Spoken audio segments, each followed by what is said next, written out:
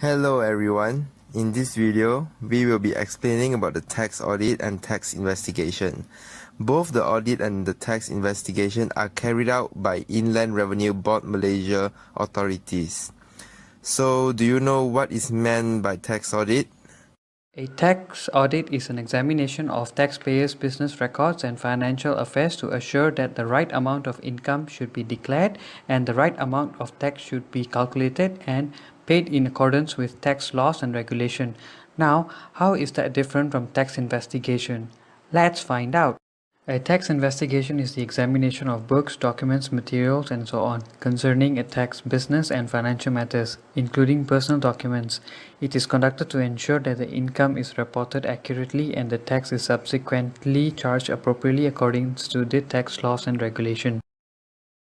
Such examples of tax laws and regulations are the Income Tax Act of 1967, Real Property Gain Tax Act of 1976, and so on.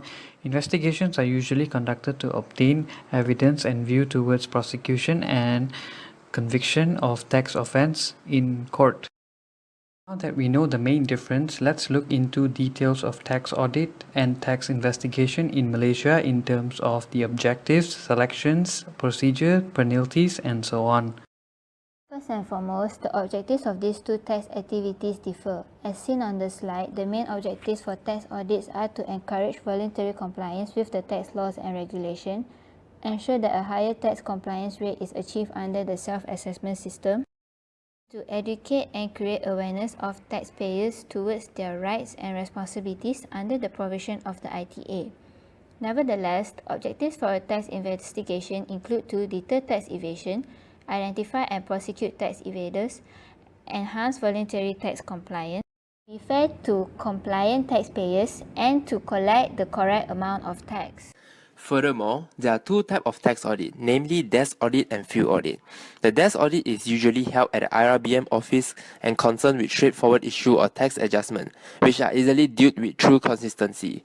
A taxpayer may be called for an interview at IRBM office if further information is needed during a desk audit. Meanwhile, the field audit takes place at the taxpayer premise or also IRBM office or an agreed suitable location. It involves the checking of the taxpayer business as well as non-business record. For a field audit, the taxpayer will usually be given 14 days prior notice of the field audit. However, audit visits can also be conducted without prior notice.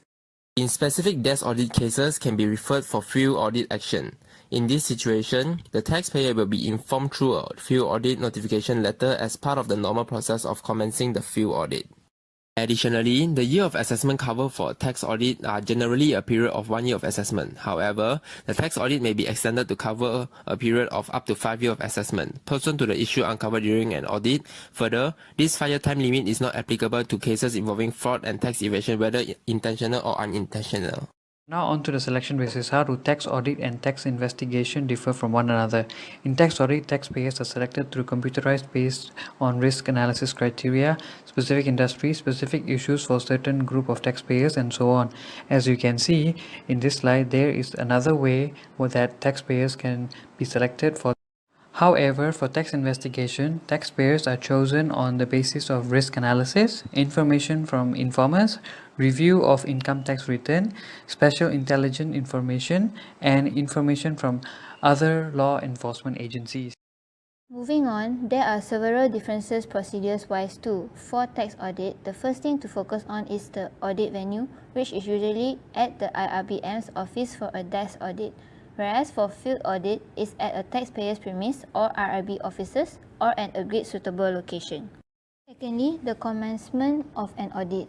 The taxpayer will be notified through a letter of notification of the audit 14 days prior to the visit by a phone call. The letter of the visit will indicate the intended date of visit, the records that should be made available for audit, the year of assessment to be audited, and the names of the officers conducting the audit as well as the expected time frame required for the audit visit. During the visit, the audit normally starts off with an interview. This is for the audit officers to meet the taxpayers and generally discuss the audit. Taxpayer will then be asked to explain his business activities, accounting, and the record-keeping system, as well as to be fully cooperative throughout the audit. Next comes the main tax audit activity, which is the examination of records. The time taken to examine the records differs based on the volume. For instance, the greater the volume, the longer time is taken. Lastly, the settlement of audit. After concluding the audit work, the audit officers will prepare an audit finding reports for approval by the branch audit manager. Under certain circumstances, the taxpayer along with the audit officer with at least one senior audit officer would be required to be present at the IRBM's office for discussion relating to the proposed tax adjustments. If there are tax adjustments to be made, a notification with details of proposed tax adjustments and rationale for making such adjustments will be issued. A taxpayer is allowed 21 days from the date of notification of proposed tax adjustment to file an official objection if he disagrees with the proposed tax adjustments. However, additional information and copies of evidence should be provided to support his objection. If no objection is made within 21 days from the date of notification of proposed tax adjustments, the taxpayer shall be deemed to have agreed to the proposed tax adjustments. Where an objection is found to have no basis in accordance with the provision of the ITA, the taxpayer will be informed accordingly.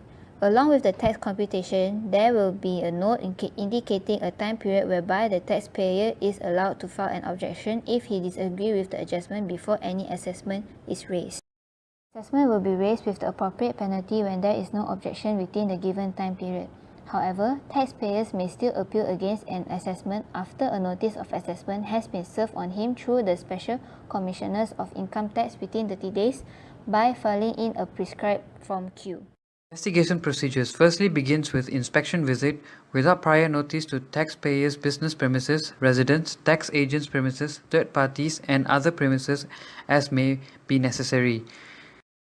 Then, examination of documents where the IRB officers will inspect the taxpayer's business documents or personal documents to gather more evidence or request any parties to produce documents in their custody. After that, recorded statements are obtained from individuals relevant to the investigation case. And finally, the finalization of investigation is where prosecuting cases will be forwarded to the legal department. For cases that are prosecuted in the court, failure of taxpayer to attend court proceedings after summons has been served may result in a warrant of arrest being issued. Cases that are not prosecuted will be finalized out of the court by the way of civil settlement in accordance with the procedures and provisions of ITA and other relevant acts. On conviction, the taxpayer has to settle the fines imposed by the court in the manner decided by the court. Further, the assessment will be raised upon conviction and the taxpayer is required to make payments in accordance with the provision of Section 103 of ITA. An additional point to take note is the time frame and investigation periods. For audit, the time required to complete an on-site examination of record is between 1 to 3 days. However, the audit time frame may be extended depending on certain factors such as the size of the business, complexity of the business transaction, the form which records are kept, the degree of cooperation from the taxpayer. Similarly, for investigation, there is no limitation to the period of investigation in case of fraud, willful default, or negligence. Assessment can be raised at any time in accordance with subsection 91(3) of ITA. There are several offences and penalties too that vary amongst these two tax activities. In case of audit, the tax offence and penalties are shown in this slide. For example, penalties for voluntary disclosure within 60 days from the due date of filing tax return will be at the rate of 10%. On the other hand, tax investigation offences and penalties are: first, the failure to furnish return or give notice of chargeability, a fine of not less than 200 and not more than 2,000, or an imprisonment for a term not exceeding 6 months, or to both. Second, incorrect return, a fine of not less than 1,000 and not more than 10,000, and shall pay a special penalty of double, which is of 200% the amount of tax which is undercharged. Third, willful evasion, a fine not less than 1,000 and not more than 20,000, or to imprisonment for a term not exceeding 3 years, or to both, and shall pay a special penalty of treble, of which is 300% the amount of tax which has been undercharged. In Malaysia, there has been several tax-related cases as can be seen on the slides. This clearly shows how important tax audits and investigation are in presenting the true and fair view of the taxpayer's business to the public. That's all for now. We hope that you have gained some knowledge by watching our video. Thank you for your time and patience. We really appreciate it.